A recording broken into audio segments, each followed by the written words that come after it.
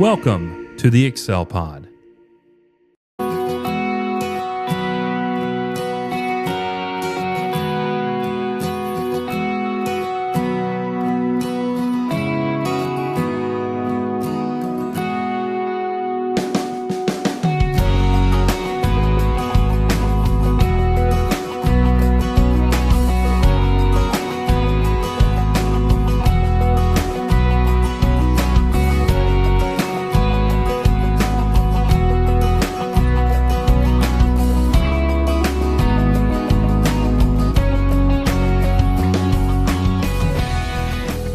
To the Untied podcast, where we unravel the knots of life with faith, wisdom, and encouragement, because together we're here to untie from tradition and embrace truth through powerful Bible teaching.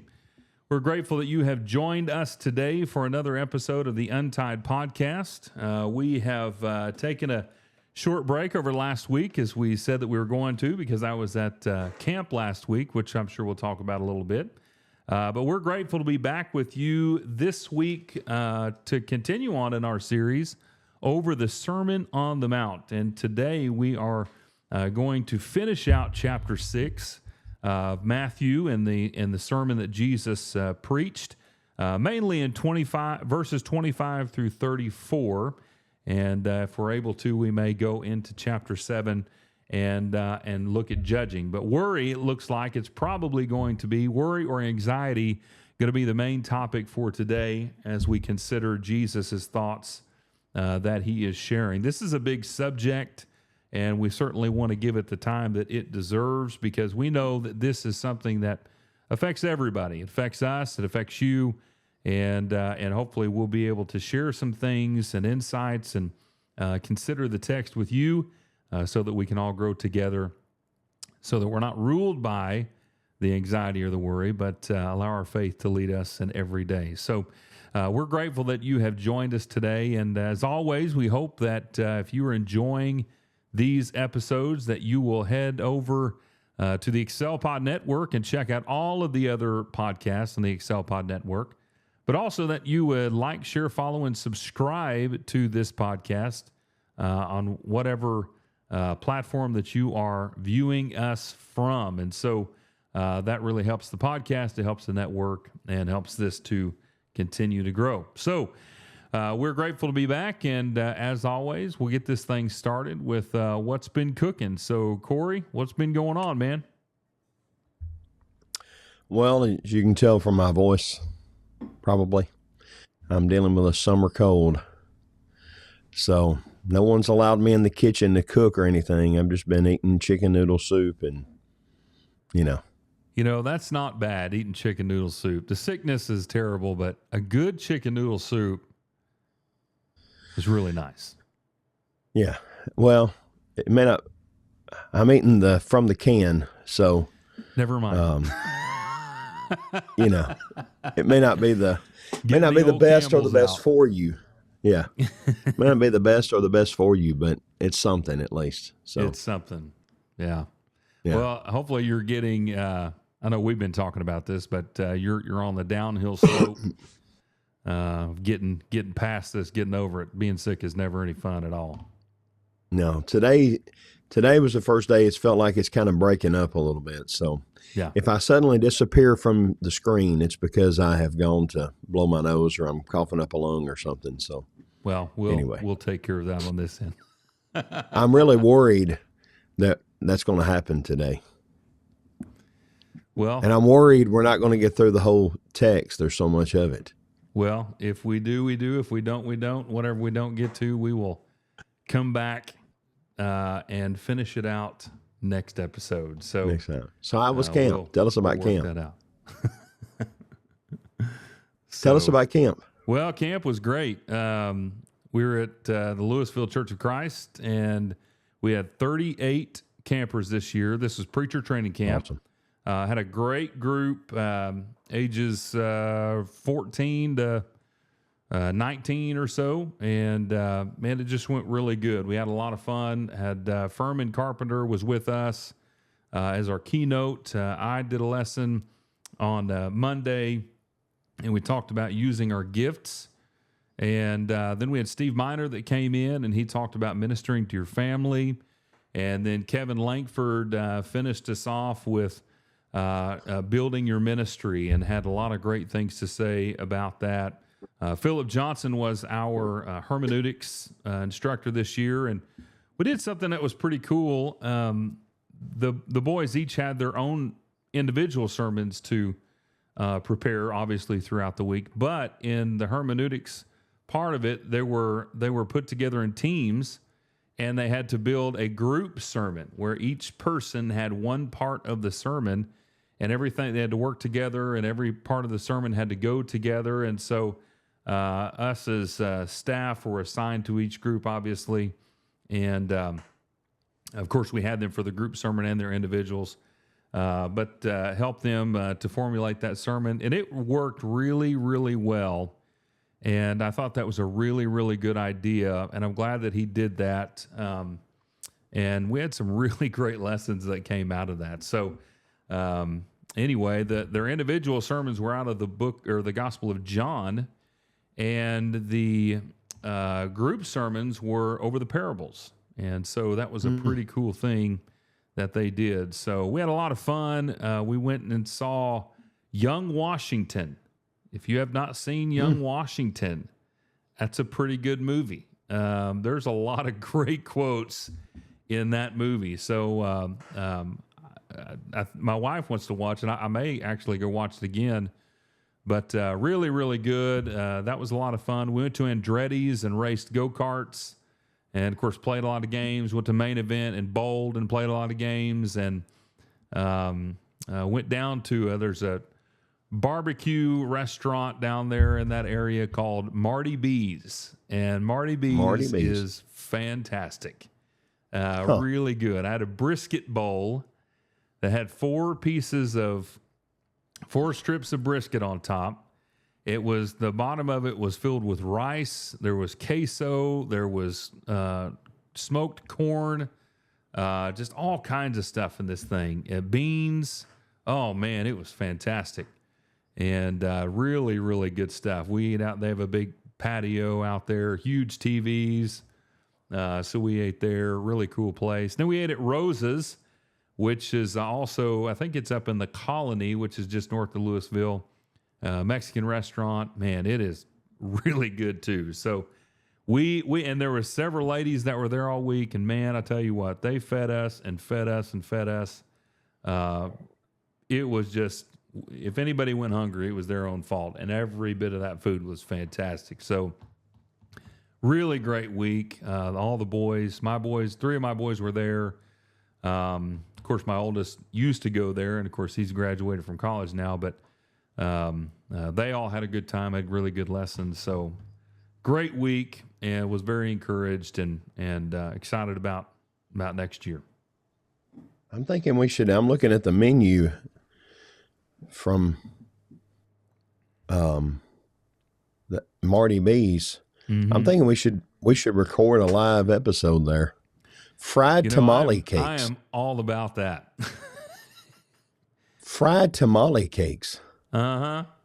They've got all kinds of stuff. And of course, you can't go anywhere. If they serve poppers, you got to get a popper. And their jalapeno poppers are really good.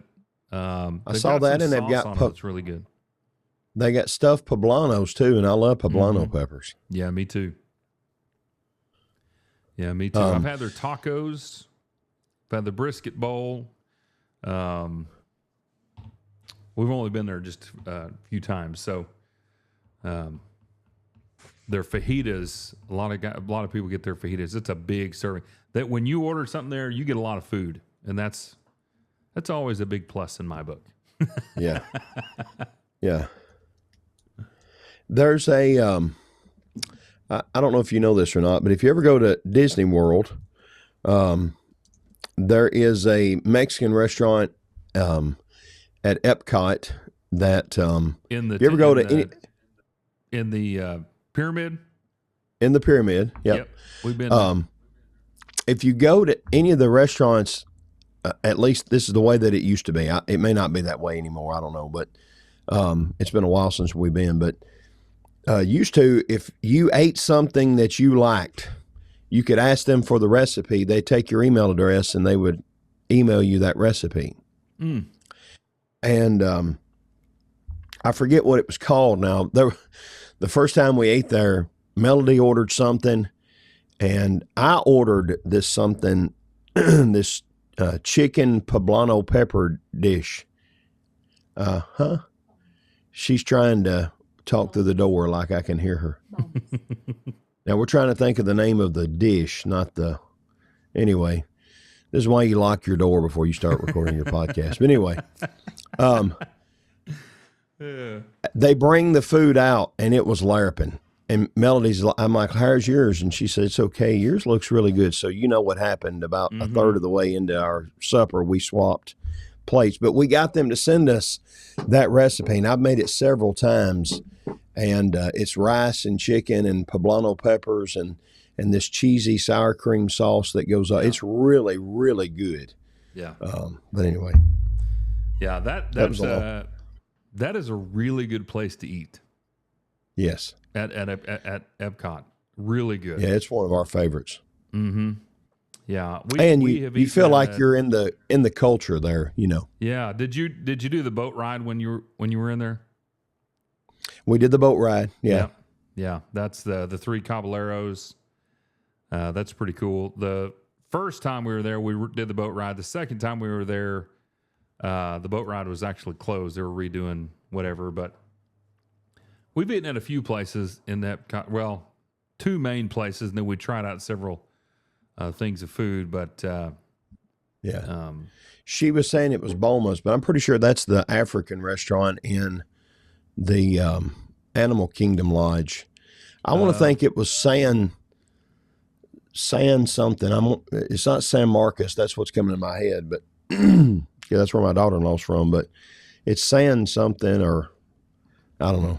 Anyway, it's in the pyramid. But you're right. You can take the boat ride. It feels like you're there the evening. In Mexico, and it's good. They're all singing to you. Yeah, that's a cool place. Yeah. Yeah. They have, of course, they've got the that section over there where you can eat food from all over the world. Right. Which is pretty neat. And some of it I really don't like. Yeah. Just throwing that out there. But some of it is really good. Really good. Yeah. The Italian restaurant is really good over there. But there's a Chinese restaurant that's not too bad.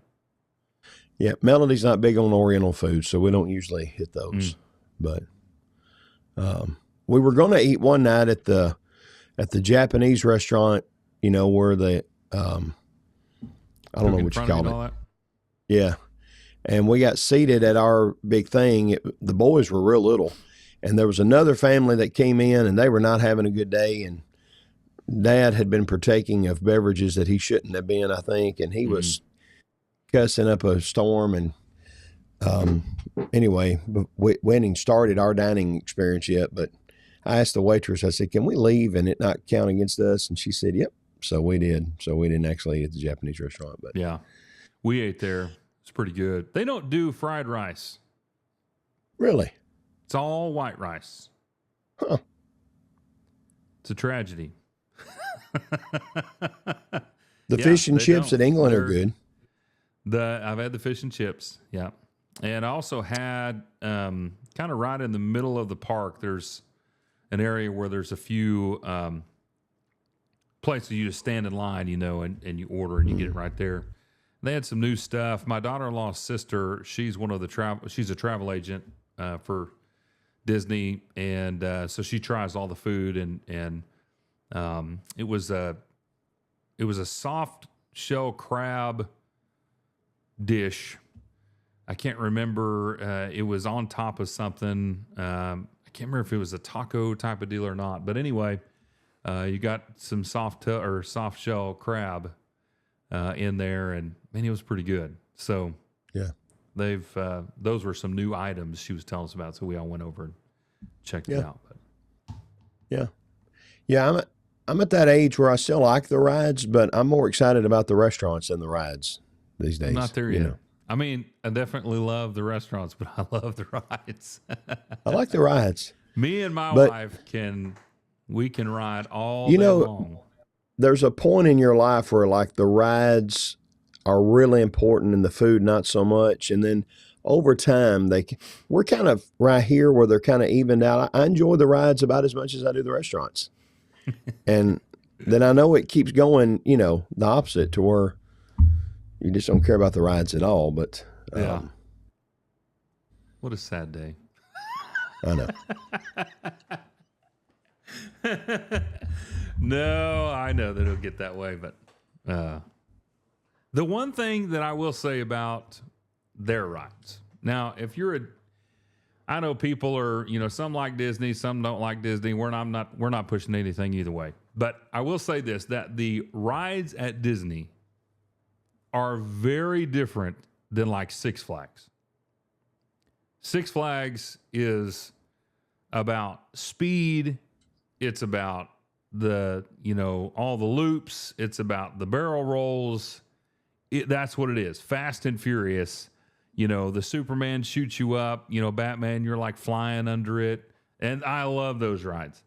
But when you go to Disney and you ride those rides, it's different. You can be going the same speed and won't even know it. And it's like putting you into a world. And they're very smooth. And so the first time we went there, me and my wife were just, like I said, we both love to ride rides. And we were just like in awe of the things that they had integrated into these roller coasters and all that kind of stuff. We'd never seen anything like that. And so that was a pretty cool experience. But yeah, I will all the rides are shows. Yeah, exactly. And I'll tell you, the first time we went, I'd always wanted to ride Pirates of the Caribbean. And that was the first ride. I was like, that's where we're going, and I want to hear it. I'll do it by myself. I don't care, but that's what we're riding first. And we did. And so that was pretty cool. Not the greatest ride there, but it's just really cool. A really cool deal to go through. So yeah. Of course, my favorite theme park is found right here in Tennessee. Dollywood. It's America's favorite theme park. There's a lady in Kentucky. She's a wife of an elder that one time told me, and I thought it was really funny. She said, when I think of Dollywood, I think that's the way heaven's going to be. It's perfectly clean, and there's gospel music coming out of the rocks and the bushes, So that's kind of Dollywood, and it has great rides and great food, and then the Smoky Mountains in the background, and you know. We have not been there. We've been right by it, been right up to it, but not actually been in there. But we have been to Branson, of course. Yes. And we have been in that theme park that has just escaped my mind. I'll think of it. But theme park that's up there, and I don't know. I wonder if it's pretty close to the same type of thing. But they have a huge cave that you can go into, and Silver Dollar City. That's what it is. That's a really good one. Really good one. They have a lot of really cool rides. That's what Dollywood used to be before Dolly took it over. Before it got Dolly. Yeah. And, of course, she's expanded it like 10 times, tenfold of what it was. But it's a lot more of the big rides, less of the, like, Craftsman stuff that, Silver Dollar City had. And Dollywood used to have more of that at first, but a lot of that has been slowly replaced over time. But right. Yeah. But anyway.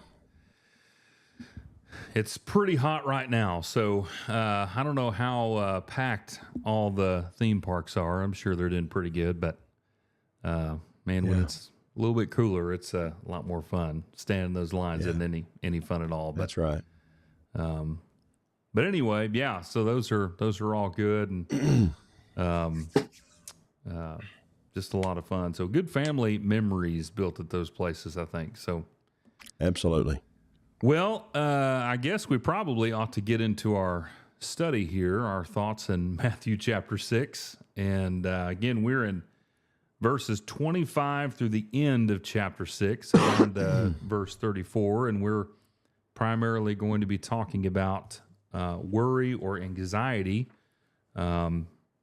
Depending on what translation you have, you'll have one or the other, or maybe you have something different. But that's what we're going to be discussing. And again, we have been looking at the areas of righteousness. Don't forget that our key text, really the thesis, is that back in Matthew chapter 5, verse 20, I say to you that unless your righteousness surpasses that of the scribes and Pharisees, you will not enter the kingdom of heaven. And so there was a lot that Jesus dealt with there, and we have been looking at the areas of righteousness, alms, prayer, and last episode, a couple of weeks ago, we looked at fasting and money. And we looked at, as we ended the last episode, that Corey actually brought this out, the big contrast from verse 19 down to verse 24. 19 and 20, you have the contrast of heaven and earth. 22 and 23, you have the contrast of light and darkness. And then in verse 24, you have that contrast of God and wealth or money, and which seems to be kind of the nemesis, if you will, there, and not necessarily Satan in that or the devil in that context. So that's a big thing to think about, and probably this is probably not any coincidence that he talks about money and then goes into worry, because a lot of people worry about money and the results of money and everything that comes along with making it, with holding on to it, with saving it. I mean, you name it, we've got all kinds of things that we can worry about with this one subject of anxiety, worry. And money probably has to do a lot with that, amongst many other things. So, Corey, how do you want to start this? We just want to read through the text first and then start to break it down, or do you want to do a few more introductory thoughts to this? No. Well, one thing I will say, going off of what you just said, the ESV says therefore. The New American Standard, I think, says for this reason. Yes. So I don't think it is a coincidence that he goes from money to worry, because he tells you, therefore, whichever time you say therefore, you got to think about what was written before this. So therefore, don't worry. Don't be anxious. That's the idea that he's building off of, is he's just got through talking about you're either going to serve God or stuff. So what should the conclusion of that be? Well, the next area of righteousness, don't worry, because the opposite of worry, talking about the contrast there, the opposite of worry is going to be have faith in God. So it's all built on top of each other. Right. And that's, like we pointed out at the very end of last episode, those contrasts are so meaningful, and they're really pointing out some things. Jesus is basically saying, you really need to think about this. We've talked about before, Paul says in Colossians 3:15 through 17, basically, who is going to be sitting in that chair in your heart? Who's going to rule your heart? Who's going to be the king? Well, in this sense, is it going to be money, or is it going to be God? Is it going to be light, or is it going to be dark? Is it going to be, worry, or is it going to be faith? So these contrasts are really thought-provoking for us to consider in our life, because it's so easy for us to give into these other things and essentially do what Paul was forced not to do in 2 Corinthians 1, which was rely on himself. We've talked about what 2 Corinthians 1, like 8 through 10, connects back to 1 Corinthians 15, 32, 33, somewhere around there. And Paul says that he was forced to not rely on himself, but to rely on God. Now, the reason why is of course different, as he was dealing with some things going on in Asia. But here it really is the same thing. We're all going through some stuff, and we have a tendency to rely on ourselves and I'm going to get myself through this, or I'm not going to do anything and worry myself to death, where it just causes all kinds of problems for me mentally, physically. I mean, this can really be a big deal for us if we let it overtake us. So no doubt a huge section for a great reason to help us to move forward. So I'm going to go ahead and read through this, and then I'll turn it over to you, Corey, to kind of get us rolling with this. Starting in verse 25, for this reason I say to you, do not be worried about your life as to what you will eat or what you will drink, nor for your body as to what you will put on. Is not life more than food, and the body more than clothing? Look at the birds of the air, and that they do not sow, nor reap, nor gather into barns, and yet your heavenly Father feeds them. Are you not worth much more than they? And who of you, by being worried, can add a single hour to his life? And why are you worried about clothing? Observe how the lilies of the field grow. They do not toil, nor do they spin. Yet I say to you that not even Solomon in all of his glory clothed himself like one of these. But if God so clothes the grass of the field, which is alive today and tomorrow is thrown into the furnace, will he not much more clothe you, you of little faith? Do not worry then, saying, what will we eat, or what will we drink, or what will we wear for clothing? For the Gentiles eagerly seek all these things, for your heavenly Father knows that you need all these things. But seek first his kingdom and his righteousness, and all these things will be added to you. So do not worry about tomorrow, for tomorrow will take care of itself. Each day has enough trouble of its own. So Corey, where do we want to start with this as we get into our text? Well, first of all, there's the concept of this word that's translated anxious or worried or whatever. It's one of those words, and my favorite place to contrast this, because it's in the same book, is over in the book of Philippians. There's a lot of places that you see this word used in positive and negative connotations, but if you will turn your Bible over to Philippians 2:20, it's one of those occasions where it seems like it is an acceptable thing. He talks about I'm concerned for your welfare or something of that nature. You get it pulled up there now. He's talking about Timothy as an example of putting others before self. And he says that Timothy is one, I know of no one really like him who will be genuinely concerned for your welfare. Well, it's the same word that's translated anxious or worry over in Matthew. And then if you flip over a page, if you're in a real Bible, Philippians 4, scroll on down in yours, in Philippians 4 and verse 6, as he's kind of wrapping everything up, he says, be anxious for nothing. Well, it's the same exact word. In Philippians 2, he says it's a good thing that Timothy's coming, because Timothy is a guy that is so concerned about other people. And then 2 chapters later, he's saying, don't be concerned about anything, So we don't see that necessarily in our English translations, because they're trying to help us see the wide array that this word can be translated. And again, there's lots of places in the New Testament it's used in good and negative ways. The way that I've always a couple of years ago, when our oldest son Garrett was at Bear Valley as a student, he came home for his first summer, and his Jeep Cherokee were out in the drive. This is literally about 2 weeks before he's going back to Denver in the fall for his second year of studies. And we're out in the driveway out by his vehicle, and I notice his tires are as slick as glass. I mean, I've got old flip-flops that had more tread on it than his tires did. And I'm like, dude, you need to put some tires on your vehicle. And he said, yeah, I've been saving up for it. I'm hoping I can buy some before winter weather gets here. And well, in Denver, that's liable to be October when winter weather gets there, Right.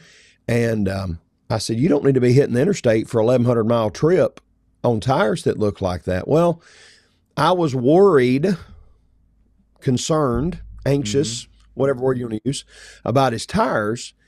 But what I did was I said, how much money do you have? And it was a little bit. And I said, all right, you go over to B. Wright's, who B. Wright is a guy that in Greenfield owns a tire shop down there, and get B. Wright to put new tires on your vehicle, and I'll pay for whatever you don't have. And so we did, and then we sent him on his way, and he pulls out of the driveway. Now, is there still a possibility that he could run over now and have a flat tire or something happen? Of course it is. But if I worry at that point, that's sinful worry. I was concerned, anxious, worried, whatever you want to say, about his situation with his tires. I did what I could, and then I pray with him before he leaves, and I trust in God to take care of him. And that's, I think, the first thing, the old song from back in the 80s, Don't Worry, Be Happy. Mm-hmm. Here's a little song I wrote. You might want to sing it note for note. Don't worry. Be happy. Well, it's not that you can't just say don't worry. It's training your mind. But there's some things that we ought to be concerned about.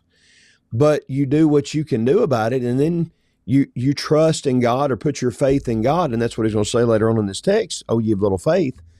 You do what you can with the things that you're concerned about, and then once you've done what you can, if you continue to worry about it, that's sinful worry. So what we've got to do is follow 1 Peter 5:7. We pray about it, we cast our cares on God, and then we don't worry about things that we don't have any control over. Does that make sense? It does, and I think that's something for us to consider, because in many ways we I think this is one of those subjects that can be very confusing, and we take one side or the other. Well, it's okay to worry, or it's not okay to worry. Well, if you're worrying about this, then you're sinning. That's not necessarily the case, and I think you pointed that out very practically, that there are things that we should not worry about, and there are things that we should worry about. And so there is a righteous kind of worry, and there's a worry that is completely unhealthy for us. I believe that there were things that Jesus was worried about. And I think that Gethsemane especially is a demonstration of that worry. He experienced a lot of anxiety because of what he was about to do. And of course, that proves his humanity even more, that he was worried about what was coming. Well, there are things in life that are coming for us that we might be worried about. You may have a major surgery that's coming up you're worried about. You may have a cancer treatment or something, some type of, illness that you're being treated for that's coming up that you're worried about. Those are natural things. There is a natural tendency for us to be concerned or worry about something that's coming up in our life. I think that that's okay, but it's what we do with that worry that really matters.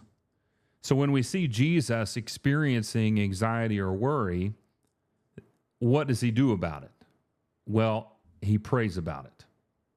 Mm-hmm. And I think that is a huge, notice, I love the subheading here, probably not inspired, but the subheading is the cure for anxiety.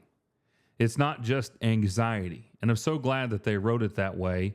And I don't know what it is in anyone else's. I know some Bibles have different things, but the cure for anxiety. What is the cure? Well, that's what Jesus is trying to get to.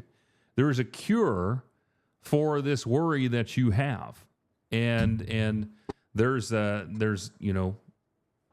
some areas that you can have this and some areas that you shouldn't have it. But above all, no matter what type of worry you have or whatever it's over, it's what you do with it that actually matters. And so, like you said in verse 25, for this reason. So he contrasted all these different things. Are you going to be about heaven or are you going to be about earth? So you have a spiritual and physical type of contrast there. You have light and dark. Well, light is God's path. Dark is everything away from that. God cannot be where darkness is. So you have either the presence of God or the absence of God that's in your that you're focusing on. Then you have God or money. Well, am I going to put all my faith in God, or am I going to put all my faith in money? Well, anybody who puts all their faith in money is normally let down. But when we put our faith in God, God does not lose value. God doesn't disappear. God doesn't, people can save up all their life and then something terrible happening with the stock market. It has happened before, and people lose everything that they've invested into that. That is not God. He's always there. He's always ready to help. He is investing in you just as much, if not more, than you're investing in him.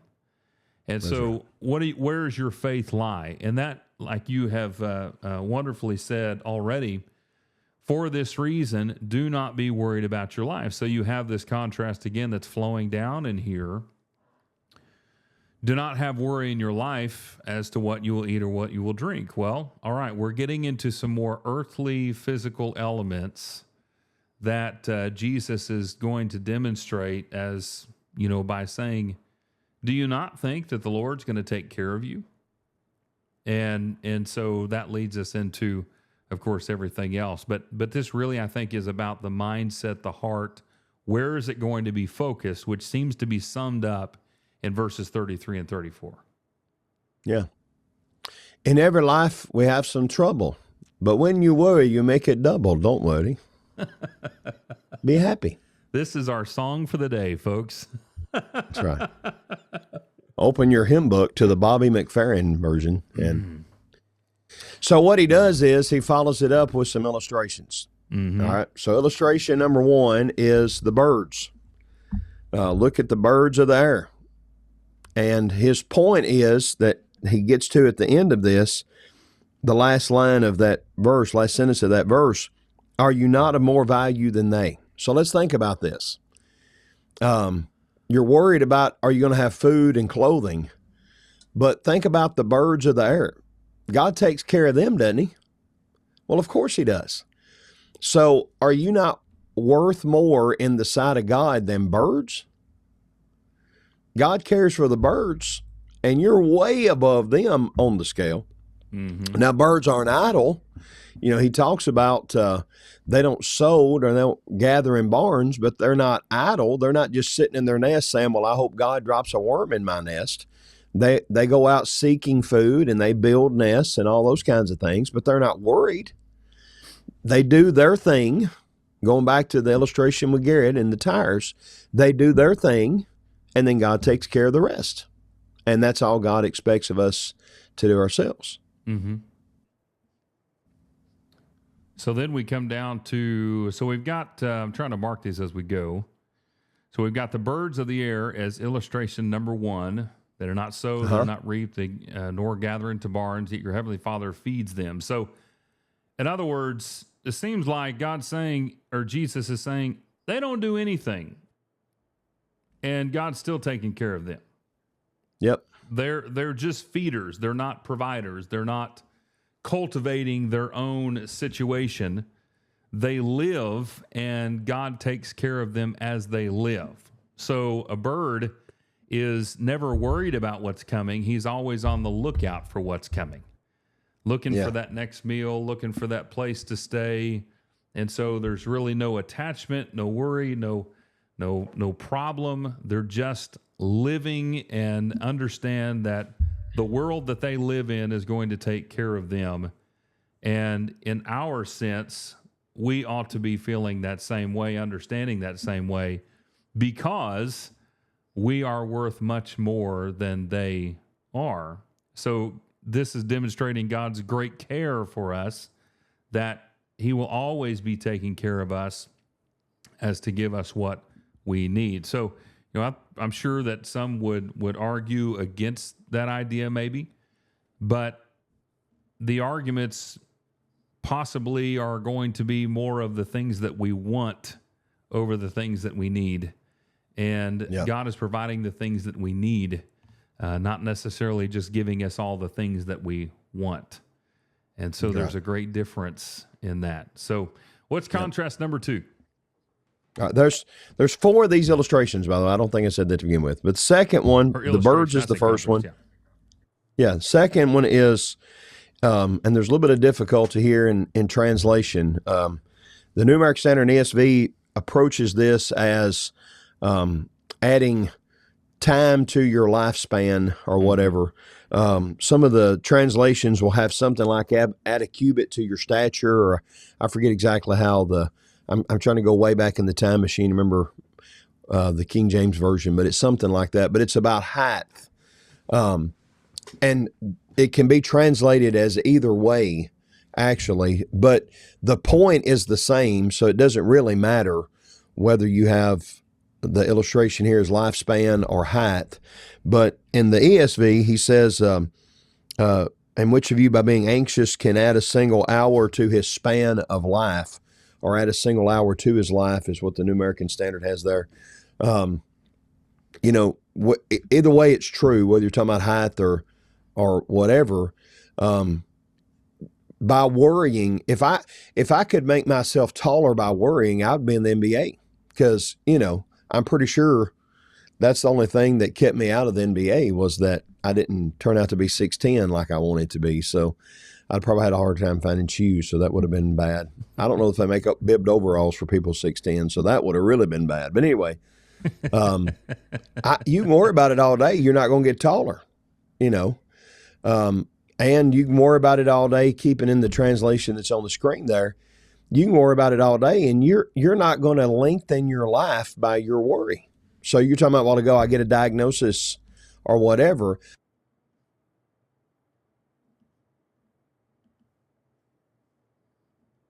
Anything. I can go to the doctor, I can take the treatments, I can follow the plan the medical team gives me. I can do what I can do, but worrying about it is not going to affect it. In fact, I'm not a doctor, and I didn't stay at a Holiday Inn Express last night, but I think you can pretty easily find some studies that will show that worry, not only does it not add hours to your life, worry shortens your life. Mm-hmm. So if you're worried about how long you're going to live, you're defeating the purpose and shaving off time by worrying about your life, because all you do is cause a lot more health problems that are going to. So again, the point is, why would you worry about things you have no control over? Mm-hmm. Trust God. Yeah. Yeah. And by the way, the ASV, so the American Standard Version, says the measure of his life. I think you were going back to the King James. So there's a couple right there talking about the actual measurement there. So I'll say this, that I've never experienced this, but I have seen people experience this. And I want to say this in the right way, because I don't want this to seem, I just don't want to say it in the wrong way. But I think for some people, it's easy to get so encapsulated in worry that they're almost comfortable in a state of worry. Does that make sense? Mm-hmm. Like that's where they want to be. And it's because they're just so, I don't want to say that it's become their God. I'm not saying that, but they're so connected to it that just becomes them. It becomes their life. And so everything, basically, like you said, they can't live.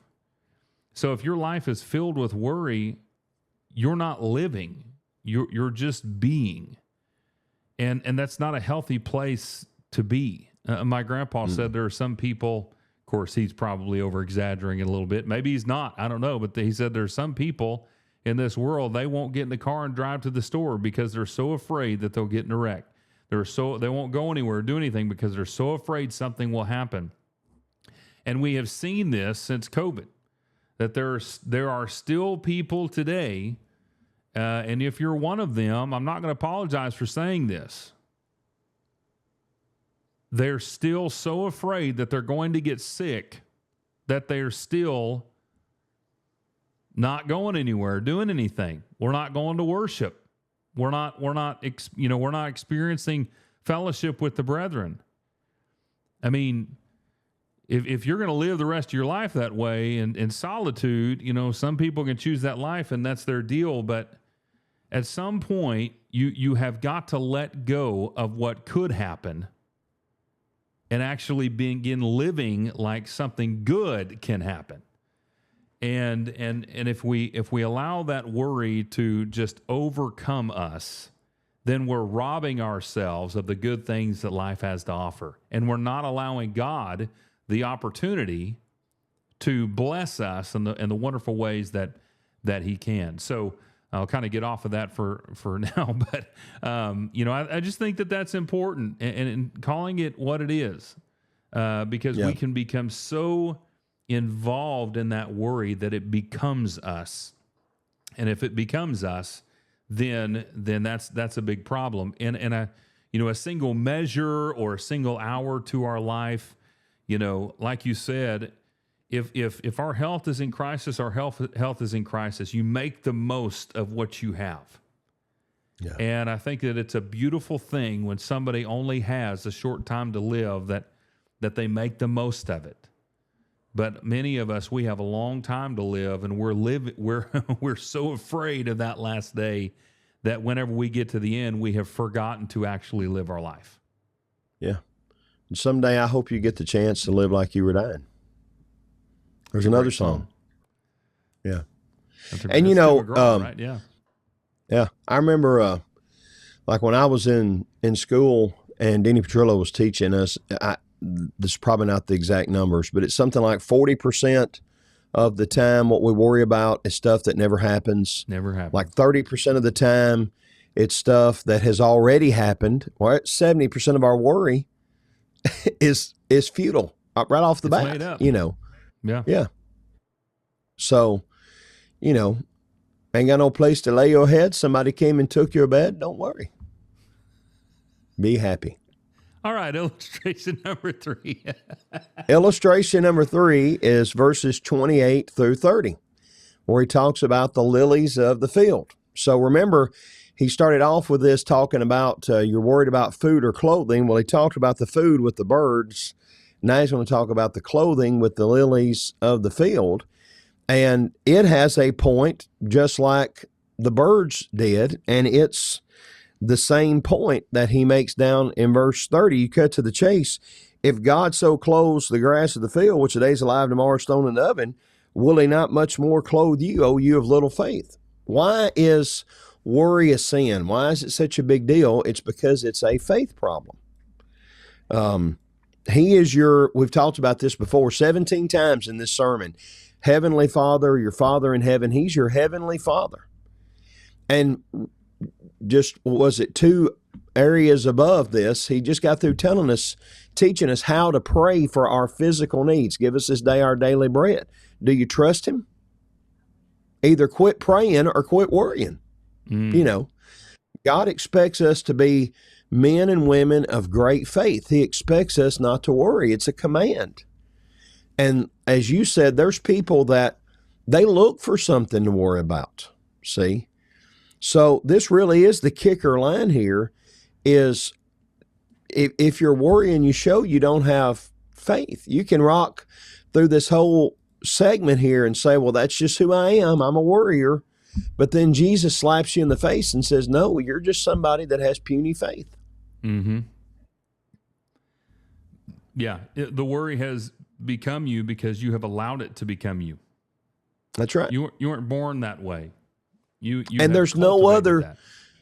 And there's nothing else that we will accept that excuse with, like, well, I'm an adulterer. That's who I am. I'm a bank thief. That's just who I am. Every sin you can imagine, we would say, no, you need to repent and do better. Is it something that, like, if you're a drug addict, you're not just going to be able to say, all right, I'm going to quit using drugs. There's going to be a process that goes through that. If you are a habitual liar or gossiper, you're probably not going to cold turkey it, but there ought to be that sanctification process, not just accept, well, this is who I am, and not even try. And that's what I think we do with worry more than anything else, is we just say, that's who I am, and that's the excuse, and we don't even try. Yeah, yeah. So it's like so many other things. It literally is an addiction. We become addicted to that mindset. We cultivate that within our mind. And, that I think that once again adds to the importance of what Paul writes in Romans 12, the transforming and renewing of our mind. Now, I know that there's a lot of things that are going into that text there, but the transformation of our mind, Philippians chapter 2, our mind is to be like his. We need to connect our mind to align with Jesus. But that takes us being able to say, I'm going to step away from all of this, and I'm going to step towards you. Yeah. So, again, it goes back to this concept. Who are you going to allow to rule your life? Can anxiety or worry rule your life? Absolutely. Can drugs rule your life? Absolutely. Can pornography rule your life? Absolutely. Can adultery rule your life? Absolutely. Whatever sits in that chair in your heart is your God. It is what rules your life, and everything that you do in life is connected to the desire of whatever or whoever it is that sits in that chair. So what Jesus is getting at is, you need to really consider this. Who are you actually going to follow? And like you said, this statement here, you of little faith, he's not going to play around anymore. We're not going to sit here and baby your thoughts, baby your desires, baby your worry, baby what you continue to say to make excuses for yourself. We're not going to do that anymore. This is what you are. You're a person who has little faith. And I think there's so much power in our ability to just call it what it is and to stop messing around with it. And I think that's that is part of the strength that God supplies to us who are striving for truth and knowledge, and the transformation of our mind is to stop messing around with all this stuff and just simply call it what it is and deal with it and move on. So, these two statements, the question and the statement, are you not worth much more than they? This is a realization, like, wake up, understand who and what you are, and then you have little faith. We're just going to call it what it is. Worry is not the problem. Your faith is the problem. That's right. Yeah, and we didn't say this at the beginning, I don't think, but we've been saying all these areas of righteousness. Not is our key word that's showing us we're moving on to another one. So verse 25, you've got it highlighted on the screen there. Do not be worried about your life. Well, he's going to repeat that in this one. Verse 31, do not worry. And then in verse 34, he's going to say again, do not worry. Okay? So all of this is the same section. He's saying the not 3 times, but it's about the same thing. So 31 and 32 is our fourth illustration to not worry, but he gives us, again, that main idea of this particular section, again, do not worry.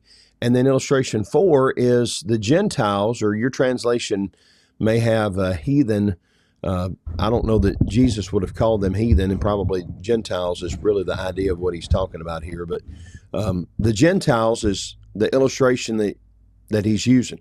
He's primarily talking to Jewish people as he's preaching and teaching, and Matthew's gospel is aimed at Jewish people to try to prove to them that Jesus is the promised Messiah. So think about it from that perspective. You should know better than they do, Jews. It's one thing for the Gentile world who hasn't had the revelation of God's word like you have. And even beyond that, it's one thing for the Gentile world that hasn't maybe had the actual experience of God providing. Think about all of your history from, the pyramids, from the plagues in Egypt, all the way up to this point, what all God has done for you. You should know better than the Gentiles, but you're putting yourself on par with them when you worry. It's one thing, like we'll say it this way in a modern day setting. It's one thing when the world acts like the world. Mm-hmm. It's another thing when the church acts like the world. Mm. You expect the world to act like the world. You don't expect followers of Jesus to act like the world. Does that make sense? Mm-hmm. That's kind of what Jesus is saying here, is that it's one thing for the Gentile world to act like this. It's another thing when you are, and you're supposed to know that God is your Father in heaven. They have on your end, and I just think I lost you. No, I'm here. No, there you go. I'll cut that back out. All right. So anyway, you're putting yourself on par with the Gentile world. The bottom line is your heavenly Father knows what you need already. The reason we pray to him is not to inform him of what he knows. He already knows. It's not like you pray, give us this day our daily bread, and God said, oh, I forgot to give him our daily bread. Yeah. It's a reminder that we are relying on him, but that we can trust in him. Because every day, what does he do? He provides us our daily bread. Like you said a while ago, it may not be what I want. It may not be filet mignon and a baked potato and strawberry cheesecake or banana pudding or what, it may be bread, but I had peanut butter and crackers this morning, maybe peanut butter and crackers, but he's provided. So live like that. Don't live like the world. Live like people that are in a relationship with the Lord. And so if you look back to what he's been saying here, he's taught us three big lessons here. Number one, from verse 27, worry is unproductive. From verse 30, worry is unnecessary. And now verse 32, worry is unbecoming. If you're in the Army and you get dishonorably discharged for conduct unbecoming of a whatever, you're not acting like a soldier should act. That's what he's telling them here, is that you're not acting like a child of God should act. This is conduct unbecoming of a follower of Jesus.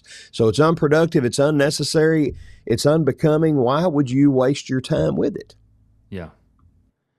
Well, you take this further into the New Testament about the teachings of what we are, who we are. Peter calls us a royal priesthood, a holy nation, a people for God's own possession. Jesus commissioned the apostles, and of course, this would also apply, I think, to us to go into the world and make disciples. So there's a call to do something. You have what we've already looked at earlier. We're to be the light of the world, the salt of the earth. But then Paul says something, in Ephesians chapter 3 about what the church is doing. The church is making known the great things, the blessings that making known the gospel, the message, the mystery, not only to the earth, but also to the heavenly beings. So all spiritual realm, all physical realm, the message of Christ, the gospel, the redemptive work that we have seen from Genesis chapter 12, probably even before that, but onward, the promises, the purposes, the prophecies that have all been made about this mystery are now being made known, and they're being made known through the church. Well, the church is made up of God's people, and God's people are called to do and live and walk in a certain way. And so the walk of a Christian, the walk of a disciple, is a lifestyle. And a lifestyle is dictated by the mind of that individual. Therefore, James writes about the ship and the udder. He writes about the horse and the bit.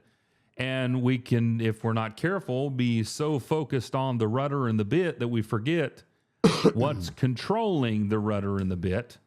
And that is the mind of the one who's behind the wheel or holding the reins. So all of this boils back down to Jesus wants us to understand the type of people we ought to be, and that is faithful people. And faith is what drives, faith is what moves, faith is what conquers, faith is what knocks down buildings, faith is what moves a person into a foreign land, faith is what builds a boat and gets on a boat, faith is what goes to the cross, faith is what goes to their death, faith is what leads you through everything. If we abandon our faith, then what good are we?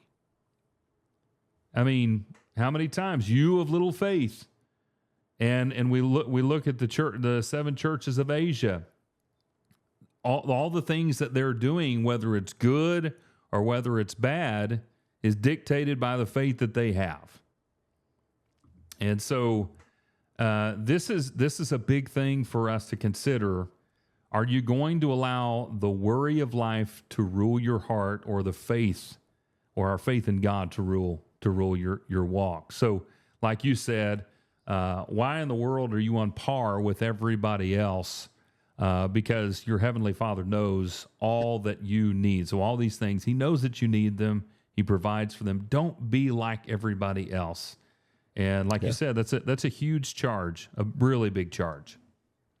Yeah. So the landlord says your rent is late. He might have to litigate. But don't worry. Be happy. How do you not worry about that? Well, he tells you. Rent.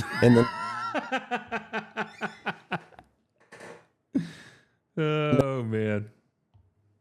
Did I lose you? No, there you you're are. Back here. Yeah, you've been cutting out a little bit. I'm sorry. So you've got the contrast there, but instead, here's what you do. But, or whatever your translation might say there, seek first the kingdom of God and His righteousness, and all these things will be added to you. Therefore, do not be anxious about tomorrow, for tomorrow be anxious about itself. So no matter what the culture, the time, the place, seek first His kingdom, His rule, His authority, doing His will. Seek first His righteousness, what He says is right, not the world. Unless your righteousness exceeds the righteousness of scribes and Pharisees, you'll not enter in the kingdom of heaven. So you got to seek first His kingdom and seek first His righteousness. And if I get so wrapped up, as you're talking about, in stuff, then I don't have time for Him. But notice He didn't tell you what to put in second place. He just says, seek first the kingdom of heaven and His righteousness. So what comes in second place? It doesn't matter. It doesn't matter what you put in second place. If seeking first His kingdom, seeking His kingdom and His righteousness is in first place, then whatever you put in second place will be fine. Mm-hmm. As long as He has first place. That's all. If God is your number one priority, then priority number 2, 3, 4, 5, 6, whatever, is going to take care of itself. Mm-hmm. So again, he repeats the thesis of this section in verse 34. Don't be anxious. Don't worry about tomorrow. Make the choice that I'm not going to be that guy. Why would you bring tomorrow's trouble in today's trouble? You got enough on your plate today, and you don't even know what tomorrow's going to be like anyway. It may be awesome. So don't worry about tomorrow. Just focus on what you can't do anything about what's happening tomorrow, because you don't know if you're going to make it to tomorrow. Yeah. And you can't go back in time. So why would you worry about what happened yesterday? Just focus on what's on your plate today, and don't worry. Be happy. Mm-hmm. So he has these two things here. His righteousness. So His righteousness seems to connect back to all of the acts of righteousness that have already been recorded here. So again, going back to that thesis in chapter 5 and verse 20, you have alms, praying, fasting, the proper use of material things. So seeking His righteousness and all those things, when these things are handled in the right way, we're allowing we are following the righteousness of God. And so that takes us back to that key verse of chapter 5 and verse 20. So the meaning of this seems to be seek first the rule of God in your life, the rule of Christ in your life in this sense, in our sense, what we're talking about. Here contextually, it's going to be, of course, God. And when we do the things that He wants, we're going to be provided the things that we need in the meantime. So do the righteousness of God. and don't do the things that man does. Do things God's way. But then you have all these things. Well, what are all these things in referencing? Is what we just talked about. It's food, it's clothing, and shelter. These are the things that are going to be added to you. God is going to take care of all the necessities of life. And so we've got to remember that, general principle that he is sharing with us. God has given this world, he's given us as his people great blessings. They're going to continue to rain down on us. And remember, that sometimes the things that happen to the righteous are the same things that can happen to the wicked. That's just the way that life goes. But when we live God's way, God is going to take care of us either way, but understand that we've got to be faithful in that understanding as we move forward throughout our life. But, and I've said this before, that these two verses here, along with Colossians 3, 1 and 2, are two sets of texts that I have shared with so many people during their times of struggle, because I really believe that both of them help us to place our mindset in the right arena. Set your mind on things above, not on things that are on the earth, where Christ is seated at the right hand of God. So do not worry. Do not be anxious about tomorrow. It's going to take care of itself. Every day has enough trouble of its own. So do you have something coming up in your life? Do you have a surgery? Do you have a payment? Do you have, whatever that might be for you? You have something coming up. Retirement. Are you going to think about those things? Sure. This isn't saying don't plan for the future. It's saying don't worry about all the things that tomorrow could bring, because that you can't control. Here in the now is where we have got to live. Right here in the right now is what we have got to take care of. And so if we're always looking to tomorrow, we won't live today. And that's a major problem. And there are a lot of people, I've experienced it, I'm sure you have experienced it, you as a listener have probably experienced it, that you have been so focused on what's coming in the future, there comes a day in your life that you look back and you're like, where did the time go? Yeah. I missed it. And when we allow worry to take over our life, and like I said, I'm not exempt from this. When you allow worry to take over your life, you look back over the last few years and you're like, what happened? And you miss all of the good things. So illustrate it like this. Your kids are growing up. Money's tight. Bills are coming, all that stuff. You're trying to work to provide for your family. And that's always what's on your mind. Day after day after day after day. Am I going to hit the next bill? Am I going to do this? Am I going to do that? And we worry about that so much that 5 years goes by and the days of your children being little and wanting to play with you, and what you look back and you've missed it. Yeah. That's a sad situation that so many people have faced because they have missed the good things in life. So if we will put our focus where it needs to be, just focus on today. Be the father you need to be the mother you need to be the Christian you need to be the worker you need to be whoever it is that you need to be today. Worry about today. You can plan for the things that are coming up. That's fine. Be a good steward of that. But put your mind where you are. I had a foreman that always told us when I was doing line work, keep your head where your hands are at. Know where you are, know what you're doing, know where everything is. Well, the same idea applies here. Know where everything's at right here. Because if you don't pay attention to that, it'll be gone and you'll never get it back.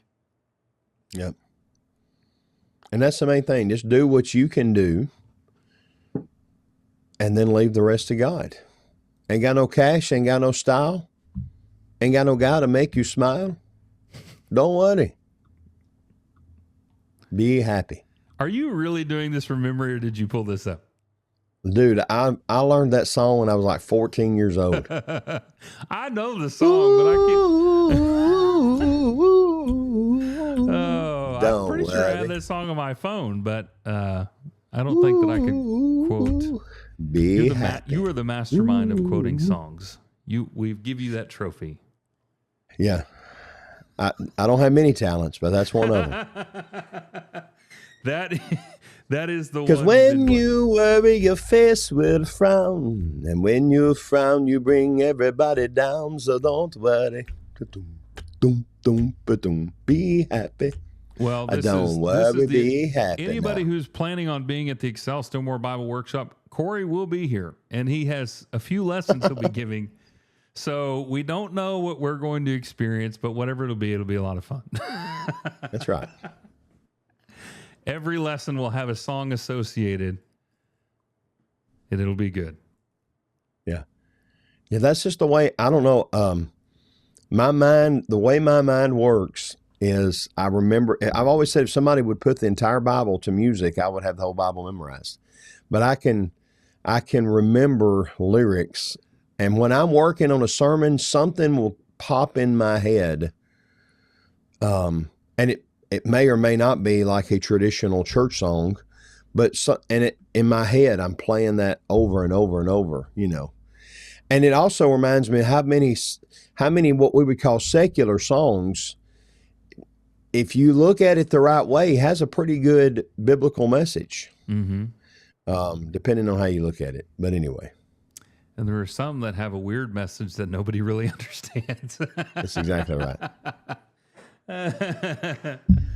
Oh man! Well, we're so appreciative of everybody who's joined us today. We're glad that we've been able to hop back on here, and glad that Corey, you were able to do this today as you're getting over not feeling well, and we're just thankful that we can do this study together. As I say every week, I grow so much from our studies and thinking about this with you. Me too.